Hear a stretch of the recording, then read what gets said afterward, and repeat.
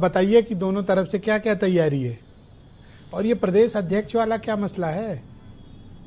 देखिए, ये जो कल बीजेपी के कोर कमेटी की बैठक हुई है, इससे साफ है कि बीजेपी अब बिहार के चुनाव से खाली हो गई है और उत्तर प्रदेश में वो फोकस करेगी। जनवरी में 2027 में आचार संहिता लग जाएगी, तो इसका मतलब अगर आप देखिए तो 14 से 15 महीने उत्तर प्रदेश के चुनाव में विधानसभा के बचे हुए हैं और ये दोनों बड़ी पार्टियों के लिए तैयारी का समय है और उस पर लोगों ने काम भी शुरू कर दिया है। बीजेपी बिहार के चुनाव से आत्ममुग्ध नहीं है, ये उसकी एक समझदार होने का संकेत है। वो पार्टी जानती है कि उत्तर प्रदेश में अलग रणनीति से चुनाव लड़ना होगा और अभी से उन्होंने इस पर काम शुरू कर दिया है। दूसरी ओर विपक्ष इस समय एसआईआर में बहुत उलझा हुआ है और मतदाता सूची में पहले जंग लड़नी है उसको नाम डलवाने की, उसके बाद वो आगे चुनाव की तैयारी में लगेगा, कैंडिडेट चयन करेगा, जातीय समीकरण देखेगा, बहुत सारी चीजें देखी जाएंगी। तो बिहार के चुनाव ने बीजेपी को राहत दी है, आत्मसंतोष दिया है, लेकिन वो उत्तर प्रदेश में नए सिरे से काम करेगी, ये भी संकेत है। और भी जो विपक्ष था उसको उम्मीद थी कि हम अगर बिहार जीत गए तो यूपी में बीजेपी को हरा लेंगे, लेकिन बिहार में जीत हुई नहीं जी। तो अब यूपी को लेकर भी बहुत सारी बातें होने लगी हैं। लेकिन लड़ाई तो साफ है, भाजपा और सपा के बीच होगी। एक तरफ योगी आदित्यनाथ होंगे, एक तरफ अखिलेश यादव होंगे, बाकी सब इनके अगल बगल होंगे, चाहे वो इनके रिक्शा सवार हो जाए, चाहे वो कुछ छोटे दल उनके साथ सवार हो जाए। हाथी भी कुछ करेगा या घर पे ही बैठेगा? देखिए, हाथी की स्थिति यह है कि वो सत्ता पक्ष के बजाय विपक्ष की पार्टियों से ज्यादा लड़ता है और मायावती इस बात को लेकर 2024 के लोकसभा चुनाव में भी उनके ऊपर ये बात आरोप लगे थे और मायावती की स्थिति आज उत्तर प्रदेश में सिर्फ एक विधायक की है। अब लड़े वो चाहे जितनी सीटों पर, लेकिन उनका वोट बैंक तो लगातार घट रहा है। दलित कभी बीजेपी की तरफ गया, कभी सपा की तरफ गया, तो मायावती के लिए संभावनाएं उत्तर प्रदेश में कोई चमत्कारिक होंगी, इसके कोई आसार नहीं दिखते हैं ब्रजेश जी। लेकिन बीजेपी खाली प्रचार करने में, वोट बनाने में या जातीय समीकरण करने में, ठीक करने में नहीं जुटेगी, वो गठबंधन को तोड़ने में भी जुटेगी। तो समाजवादी पार्टी और कांग्रेस के लिए यह गठबंधन कायम रह जाए, यह भी बहुत बड़ी चुनौती होगी चुनाव तक जी। दूसरी, कांग्रेस की लालच की वजह से भी यह गठबंधन टिकेगा कि नहीं, इस पर संशय है। क्या मतलब? कांग्रेस एक सेकंड सीटों के मामले में एक लालची पार्टी बनती जा रही है। एक सेकंड वीरेन जी, क्योंकि अरे रुक जाएं एक मिनट, ये क्या आपने बोला? कांग्रेस का क्या? कांग्रेस एक लालची पार्टी है जो सीटें ज्यादा मांगती है। देखिए, जमीन नहीं है इनके पास खाली जबान है।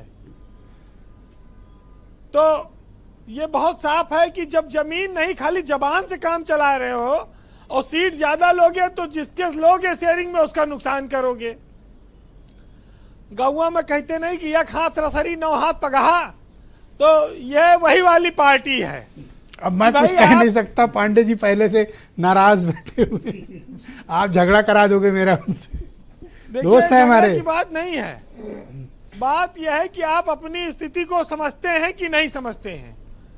आपके पास 6 लोकसभा सांसद जीत गए, आपके पास पहले एक था, तो अब आप उसी आधार पर कहेंगे कि विधानसभा में सीट शेयरिंग हो, वो आप इनका काम है वो देखें। लेकिन बीजेपी के पास 100 हाथ हैं, कहीं संघ काम करता है, कहीं परिषद काम करती है, कहीं किसान मोर्चा काम करता है, कहीं व्यापारी काम करता है।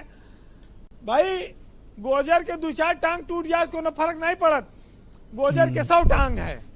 तो जब 100 टांग वालों से आपका मुकाबला है तो जो 2-4 लोग हैं आप उनको एकजुट रहिए, तब आप लड़ पाएंगे। रोहित की पार्टी भी तो एक टांग है।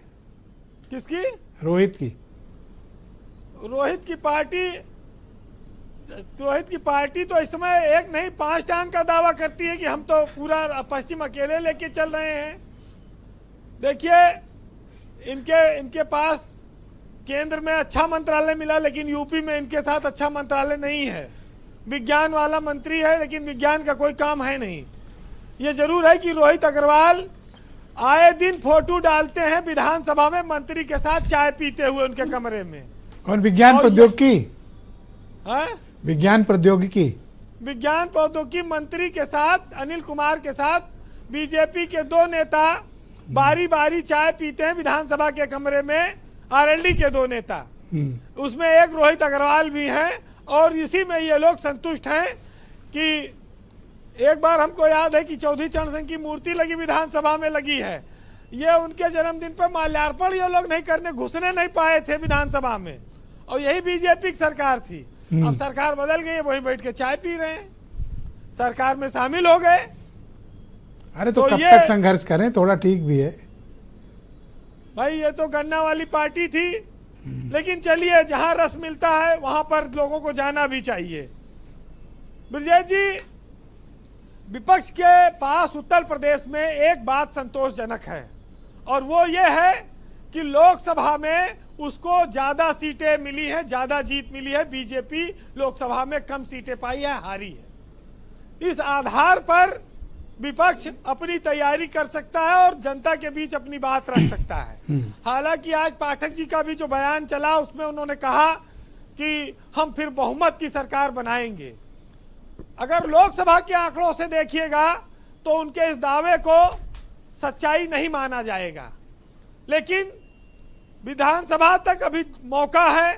बीजेपी हो सकता है कि बहुत कुछ बदलाव कर ले, कोई बड़ी बात नहीं है जी। अखिलेश यादव को बिहार के बाद संभल कर रहना होगा, उनको टिकट वितरण में अच्छे प्रत्याशियों का चयन करना होगा, तभी वो मुकाबला कर पाएंगे। नहीं तो कंक्लूड करें बगल वाले, देखिए उनका गाना पुराना रहा कि हम तो डूबे हैं सनम, तुमको भी ले डूबेंगे। तो अगल बगल के बाहर से वो खुद ना डूब जाएं, ये उनको देखना होगा। वैसे मायावती तो है ही है, खैर जो मदद होगी करेंगी ही। तो जी कंक्लूड करें वीरेन जी। अब जनता के लिए एक साहित्य सुनिएगा कि हो चुके अब तो इलेक्शन, बन चुके शासक कई, और 5 सालों तक तो जनता को हाथ मलना चाहिए, और एक ही केवल हमें क्या हर बार लूटा करे, और 5 सालों में तो लुटेरा भी बदलना चाहिए।